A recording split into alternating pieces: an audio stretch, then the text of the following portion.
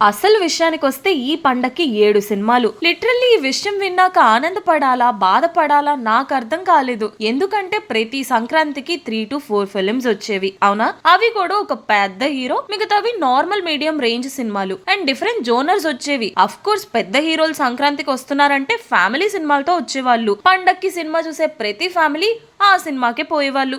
ఈ ప్రాసెస్ చాలా బాగుంది. ఈ సంక్రాంతి పండక్కి మొత్తం 7 సినిమాలు రిలీజ్ అవుతున్నాయి. అందులో 5 తెలుగు సినిమాలు, 2 తమిళ సినిమాలు. తమిళ సినిమాలే అయినా తెలుగు హీరోలతో సమానంగా రిలీజ్లు అయితే మన వాళ్ళు ఇచ్చారు. సో ఇది కూడా ఒక ఎగ్జాంపుల్.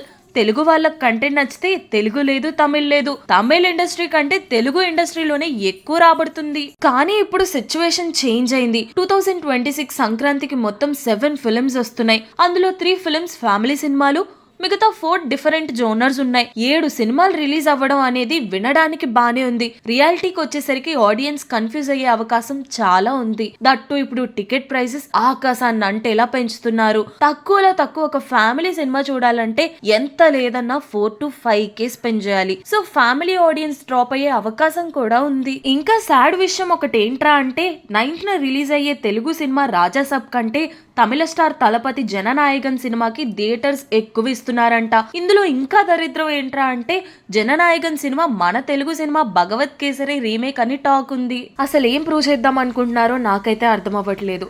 పండగ సీజన్ క్రౌడ్ ఎక్కువ ఉంటుందనే కదా 7 ఫిల్మ్స్ రిలీజ్ చేస్తున్నారు.